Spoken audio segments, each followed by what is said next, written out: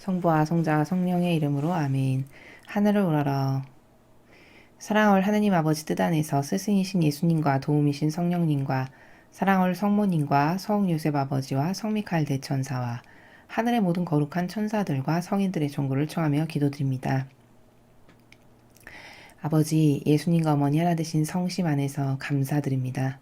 또 두 분의 성심 안에서 사랑을 드리며 두 분의 하나 되신 성심 안에서 아버지만이 유일무이하게 받으셔야 될 모든 권리를 돌려드립니다.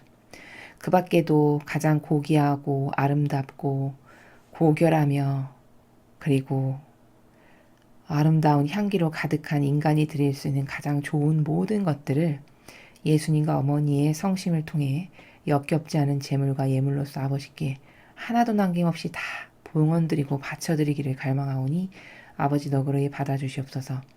오늘도 인류는 아버지께서 사랑하시는 그 자녀들이 많은 것들을 바쳐드리고 봉헌드렸습니다. 그러나 올바로 사제직을 수행하는 사람이 없어. 그런 리더와 지도자가 없어. 많은 것들이 마치 보석이 그냥 땅에 흩뿌려져 버려지는 것과 같이 그렇게 많은 손실이 있습니다. 그 모든 것을 아버지의 자녀들이 오늘도 아버지께 바쳐드린 아름다운 모든 것들을 대사제이신 예수님의 성심을 통해 어머니 하나 되신 그 성심을 통해 역겨움 없는 아름다운 예물로서 아버지 대전 앞에 봉헌드리오니 아버지 너그러이 받으시고 위로받으시옵소서. 그리고 대한민국과 이 대한민국에 살아가는 가련하고 불쌍한 백성들을 예수님과 어머니 하나 되신 성심을 통해 아버지 뜻에 봉헌드리오니 사람들의 사고방식과 정신과 마음 안에 살아가는 감성주의자들, 병든 기호와 정서와 감성으로 옳고 그름을 자기 기준과 감정의 나라에서 판단하고 따르며 죽어가고 있는 이 모든 가련한 영혼들의 마음 안에 살아가는 사고방식 안에 살아가는 마귀를 하나도 남김없이 종류별로 모조리 다 뽑아 어머니의 위대하신 완덕의 발 아래 봉헌드립니다. 어머니 완전히 짓밟으시고 뭉개주시고 산산조각 내셔서 이제 아버지의 뜻 진리가 대한민국을 다스리는 신적인 이 질서가 유일무이한 기준이 될 수 있도록 모든 것이 그 기준 가운데 가지런히 정렬되는 그런 나라로 다시 태어나게 해주시옵기를 간곡한 갈망으로 청원드리며 예수님과 어머니의 속성 닮은 리더, 지도자, 대통령을 어서 빨리 뽑아주시옵소서. 이 모든 기도 우리 주 그리스도를 통하여 비나이다. 아멘. 성부와 성자와 성령의 이름으로 아멘.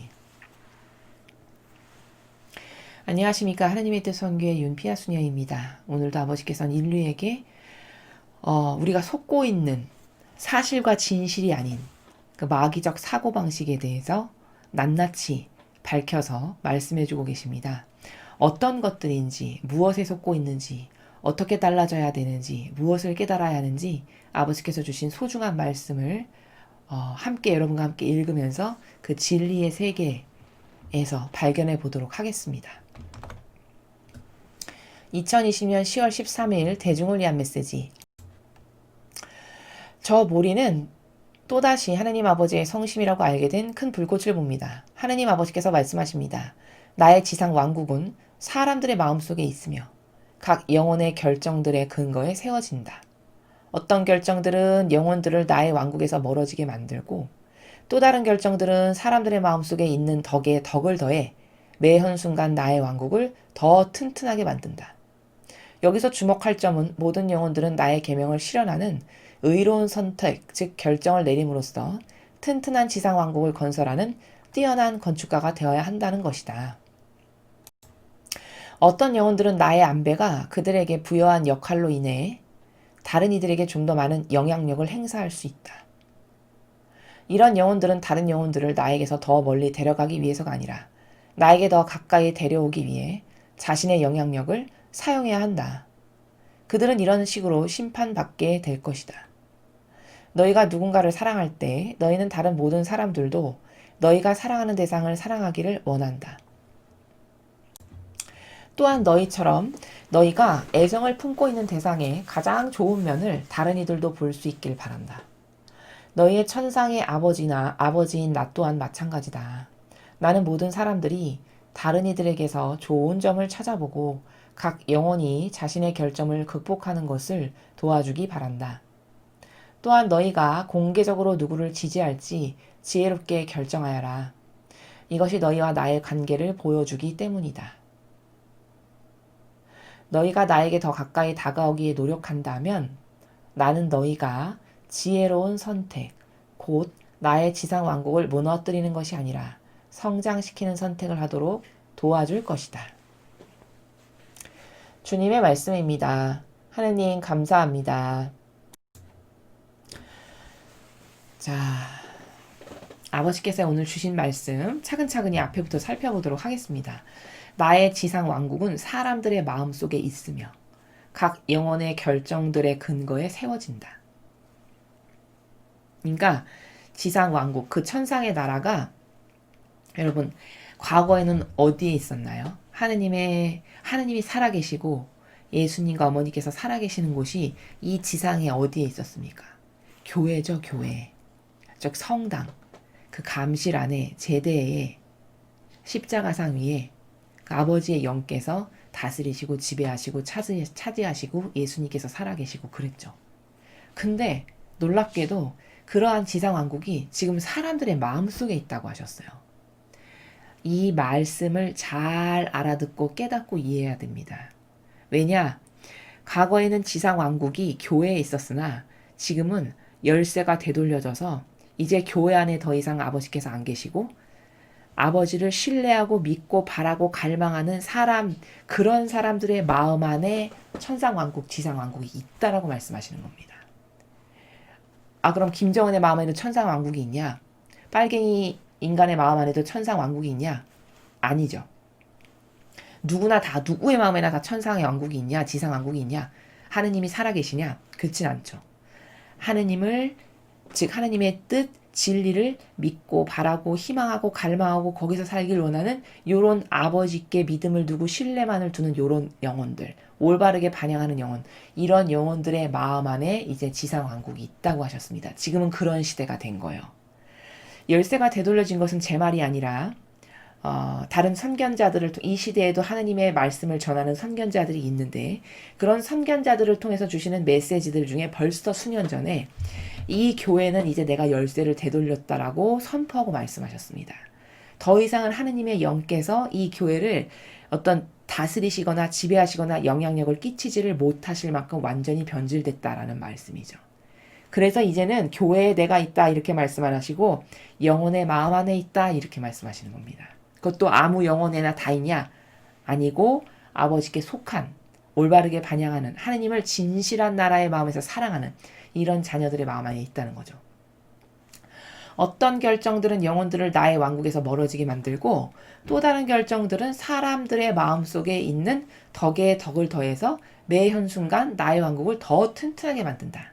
그러니까 사람이 매 순간순간마다 결정을 하는데 뭘 취사 선택을 하고 결정을 하고 행동을 하고 말을 하고 이런 것을 하는데 그 결정의 순간순간마다 어떤 것은 오히려 이 영혼의 마음 안에 있는 지상 왕국을 소멸시키고 없애버리고 하느님을 몰아내는 결정을 하고 어떤 결정은 예수님이나 어머니께서 더 나의 마음 안에서 사시고 싶은 마음이 드실 수 있는 더 안락함과 포근함을 느끼시는 이런 결정을 한다는 거예요. 근데 그럼 어떤 결정을 할 때 그러느냐? 추가로 말씀하시죠. 여기서 주목할 점은 모든 영혼들은 나의 계명을 실현하는 의로운 선택, 즉 결정을 내림으로써 튼튼한 지상 왕국을 건설하는 뛰어난 건축가가 되어야 한다는 거다. 그러니까 어떤 결정을 할 때 우리의 마음 안에서 지상 왕국이 더 커지고 튼튼해지고 더 멋있는 지상 왕국이 건설되는 거냐? 하느님이 주신 계명을 실현하는 그런 의로운 선택을 할 때. 그러니까 어떤 내 앞에 무슨 선택의 순간순간들이 있는데 내가 좋아지는 이기심과 자애심을 발동시켜서 결정을 하는 게 아니고 하느님이 이걸 좋아하실까? 하느님께서 나에게 보내주시고 맡겨주신 내 이웃에게 이게 이익이 될까? 이런 관점과 기준으로 무엇을 선택하고 취사 선택하고 결정하는 사람, 이런 영혼 안에서는 하느님의 왕국이 그 영혼의 마음 안에서는 더 커지고 튼튼하고 강한 지상의 왕국이 건설된다는 겁니다.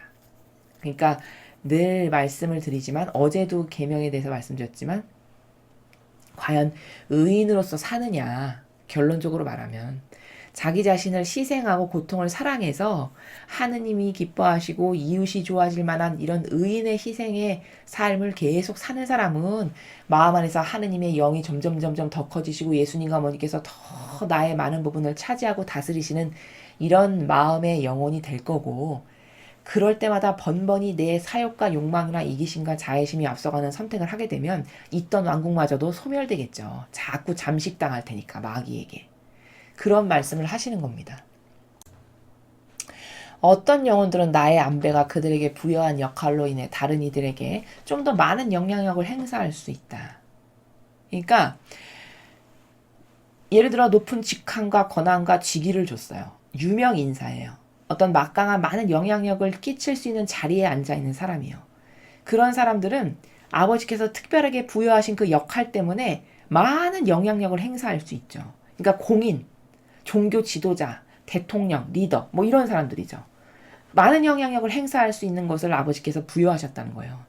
이런 영혼들은 다른 영혼들을 나에게서 더 멀리 데려가기 위해서가 아니라 나에게 더 가까이 데려오기 위해 자신의 영향력을 사용해야 한다. 그들은 이런 식으로 심판받게 될 것이다. 그러니까 막강한 영향력을 끼칠 수 있는 권한과 직함과 직분과 자리를 명예를 주셨어요. 그럼 그런 사람이면 사람일수록 어떻게 자신의 영향력을 끼쳐야 되냐? 즉 자신의 인성을 쓸 때 어떤 한 영혼을 하느님께 더 가까이 데려오고 하느님을 더 사랑하고 갈망하고 진리를 깨닫게 하기 위해서 아버지께 가까이 인도하기 위해서 자신의 인성을 사용해야 된다. 그런 영향력을 끼쳐야 된다라는 거예요. 그리고 이런 식으로 심판을 받게 될 거다. 높은 직함과 권한을 부여받았어. 그럼 무조건 좋은 거냐? 아닙니다. 높은 직함과 권한과 많은 어떤 능력을 주고 남에게 영향력을 끼칠 수 있는 공인의 자리에 앉아있는 사람이다. 그런 사람이면 사람일수록 어떤 걸로 심판하실까요? 과연 얘는 어떤 영향력을 끼쳤는가의 관점으로 심판하신다는 거예요. 마지막 말씀이 그런 말씀이죠. 이런 식으로 심판받게 될 건 뭐죠? 받는 건 좋았어. 높은 직함, 권한, 돈, 명예 이런 걸 받는 건 참 좋았어. 근데 그것을 통해서 남에게 악한 영향력을 끼쳤다. 예를 들면 예수님의 가르침이나 정신이나 뭐 뭔가 가르침과는 다른 것을 맨날 가르쳤다든가, 혹은 성당에 하느님을 사랑하고 예수님과 어머니를 닮기 위해서 한 영혼이 다가왔는데 그에게 매일같이 제단에서 인간의 뜻이 조작해서 만든 제도와 전통을 계속 가르쳤다. 그래서 비소를 먹이는 것처럼 그 영혼에게 영향력을 끼쳤다. 그럼 어떻게 될까요? 이건 여기 아버지께서 말씀하신 좋은 영향력이 아니라 마귀적 영향력을 끼친 거죠. 그래서 수많은 영혼을 다 지옥의 자식이 되게끔 만들었다. 이런 기준의 잣대로 심판받게 된다는 겁니다. 마지막 날에. 얘는 마귀적 영향력을 끼쳤어. 얘는 자기의 인성을 동원해서 한 영혼이라도 더 하나님께 가까이 다가가게 하고 회개하게 하고 뉘우치게 하고 진리를 전했고 예수님을 깨닫게 하고 성모님을 깨닫게 하고 그래서 그분들을 사랑하게 하고 이런 자기의 인성을 그런 식으로 영향력을 끼치고 사용했다. 그럼 이것은 예수님과 어머니를 닮은 모범이죠. 그럼 그것을 끼친 것만큼 효용과 가치를 낸 것만큼 천상의 나라의 높은 곳에 가겠죠. 이런 심판을 받게 될 거라는 거예요. 여러분 예수님도 보십시오. 인성은 이렇게 쓰라고 있는 겁니다. 사실은. 인간의 인성이 아주 훌륭한 효용과 가치를 쓰일 수 있는 곳은 딱 이거 하나예요. 그 이외의 기타 모든 것은 인성은 세면 셀수록 부작용만 가득합니다. 왜? 그 인성이 항상 자기 좋은 거, 내 사욕, 욕망, 이기심, 자애심 이거 채우는 것만 발동이 되니까. 하나님이 부여하신 이 인성이라는 것은 오로지 아버지의 영광을 드러내기 위해서 이렇게 영혼에게 좋은 영향력을 끼치기 위해서 예수님과 어머니의 모범으로서 누구를 인도하기 위해서 이럴 때 쓸 때만 오로지 효용과 가치가 있다라는 것을 깨달아야 된다는 겁니다. 그래서 예수님도 성경에 보면 인성을 쓰셔서 남에게 친절하게 다가가시죠. 세리나 뭐 창녀나 병자나 불구자나 항상 친절하게 인성을 활용하셔서 다가가십니다. 그건 왜 그렇게 하시는 걸까요? 그 친절하게 인성을 통해서 다가가심으로써 그 영혼을 예수님을 가까이 하고 싶게끔 만들고 예수님을 따르고 싶은 마음이 들게끔 해서 그러면 그가 그런 마음으로 예수님을 자꾸 따르고 하나 되길 원해. 그러면 그때 아버지께로 끌고 갈 수 있는 원동력이 되죠. 인성이. 이렇게 좋은 원동력으로 쓸 때 활용하셨다는 것을 우리는 예수님의 그 활동을 성경을 통해서 우리가 볼 수 있죠. 성모님도 어떻게 고백을 하시냐면요. 나의 인성은 오로지 아버지의 영광을 드러내는 그 도구로만 사용했다라고 고백하십니다. 이렇게 인성은 하느님께로 영혼을 데려가기 위한 하나의 수단이랄까요? 방법이랄까요? 그렇게 쓰여질 때만 가장 좋은 효용과 가치를 낸다는 것을 깨달아야 됩니다. 너희가 누군가를 사랑할 때 너희는 다른 모든 사람들도 너희가 사랑하는 대상을 사랑하길 원한다. 그렇죠. 내가 나의 부모님을 존경하고 사랑해. 그럼 다른 사람들에게도 나의 부모님이 좋게 인식되고 다른 사람들도 나의 부모님을 좋게 받아들이고 사랑하기를 원하죠. 그런 말씀이십니다. 또한 너희처럼 너희가 애정을 품고 있는 대상의 가장 좋은 면을 다른 이들도 볼 수 있기를 바란다. 그렇죠. 내가 사랑하는 사람이 어디 가서 비난받는 거 원치 않죠. 나의 가족이 내가 사랑하는 나랑 하나 된 사람이 어디 다른 남에게 가서 비난받거나 미움을 받거나 그들이 싫어하거나 그런 것을 원치 않죠. 너희의 천상의 아버지인 나 또한 마찬가지다.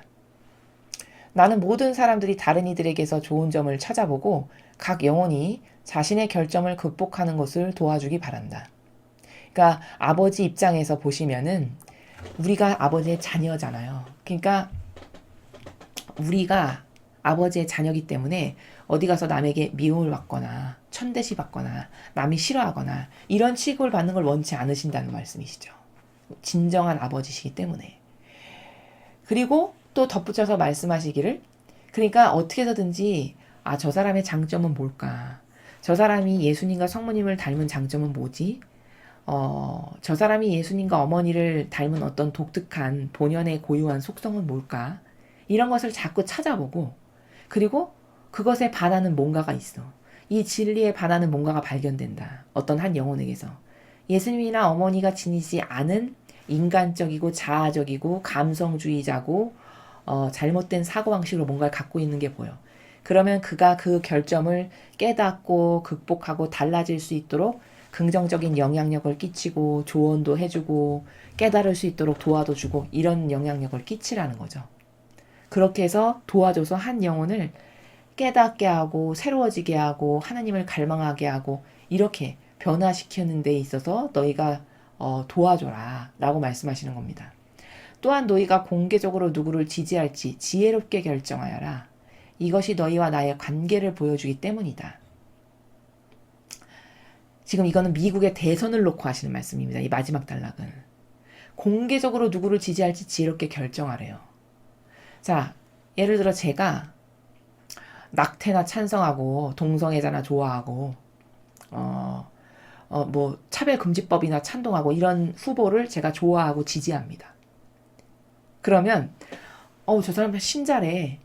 하느님의 자녀래. 근데 저렇게 낙태 좋아하고 동성애 좋아하고 저런 차별금지법 하는 그런 사람을 저 사람이 지지한대. 이러면 나를 통해서 오히려 하느님께서 뭐 영광을 받으시는 것이 아니라 나를 통해서 하느님께 모욕과 치욕이 돌아간다라는 거예요. 내가 어떤 선택을 하느냐에 따라서. 그런 나라에서 지금 말씀하시는 거죠. 너희가 나에게 더 가까이 다가오기에 노력한다면 나는 너희가 지혜로운 선택, 곧 나의 지상 왕국을 무너뜨리는 것이 아니라 성장시키는 선택을 하도록 도와줄 것이다. 그러니까 내가 계속 앞에서 말씀하신 것처럼 거룩한 사랑의 근거에서 뭘 선택하고 십계명의 근거에서 선택하고 분별하고 말하고 행동하고 자꾸 그렇게 하면 이게 하느님께 가까이 다가가기 위해 노력하는 거죠. 우리가 십계명의 근거에서 뭘 선택하고 취사 선택하고 분별하고 거룩한 사랑의 근거에서 무엇을 말하고 행하고 이런 것들이 다 하느님께 가까이 다가가기 위한 우리의 노력이잖아요. 그렇게 하게 되면은 하느님께서 우리를 어떻게 도와주시느냐? 지상왕국을 무너뜨리는 게 아니라 성장시키는 선택을 우리가 할 수 있도록. 즉 차별금지법이나 좋아하고 낙태나 찬성하고 동성애자나 좋아하라 하고 소수 존중해야 된다라고 말하는 이런 후보를 선택하지 않도록 하느님에게 속한 선의 세력이 옳고 그르다라는 것을 확실히 분별할 수 있고 그를 선택할 수 있도록 우리를 도와주신다는 겁니다. 즉 올바른 선택을 할 수 있도록 선에 속한 사람을 선택할 수 있도록 하느님께서 도와주시겠다. 하느님께 자꾸만 가까이 다가가기 위한 노력과 선택을 우리가 할 때 그렇게 우리의 그 노력과 선택을 보고 도와주시겠다라고 말씀하시는 것입니다. 자, 오늘 우리는 지상 왕국이 과거에는 교회에 있었는데 이젠 사람들의 영혼의 마음 안에 있다고 하셨어요. 하느님을 사랑하고 갈망하고 진리만을 따르기를 원하고 신적 질서만이 따라야 될 가치야 기준이야 라고 실제적으로 인정하고 그렇게 행동하는 사람. 그 소수에 남은 자녀들의 마음 안에 지상 천국, 지상 왕국이 있다고 하셨습니다. 그리고 덧붙여서 말씀하시는 것은 이제 모두가 다 하느님의 자녀인데 그 자녀들끼리는 어떤 긍정적 영향력을 끼쳐야 되냐. 서로가 서로에게 단점과 결점을 극복할 수 있는 좋은 시너지와 에너지적인 작용을 해야 된다. 그리고 인성이라는 것은 어떨 때만 가장 최고의 효용과 가치 있는 사용 방법이냐. 누군가를 하느님께로 인도할 때, 누군가로부터 선의 열매가 맺어지게 할 때, 어떤 악과 하나 되어 있는 사람을 마침내는 회개하고 뉘우쳐서 하느님 앞으로 가까이 다가가게 하기 위해서 친절하게 또 뭐 여러 가지 자비로운 사람으로서 다가가야 되는 이런 필요성이 있을 때 그럴 때 인성을 사용하는 것이 가장 효과적이고 하느님께서 기뻐하시는 인성의 사용법이다 라는 것을 우리가 깨달아야 하겠습니다. 그래서 이렇게 우리는 항상 어디 가서 무엇을 선택할 때 나는 하느님의 자녀지 아버지가 어떤 걸 기뻐하실까라는 것을 항상 염두에 두고 또 이렇게 결정하는 게 내 이웃이 좋아지는 건가? 내 가족이 좋아지는 건가? 그들에게 효용과 가치가 있는 건가? 이런 것을 항상 염두에 두고 결정할 수 있는 그런 우리가 되어야 하겠습니다. 이상으로 2020년 10월 13일 대중을 위한 메시지 해설을 마치겠습니다. 감사합니다.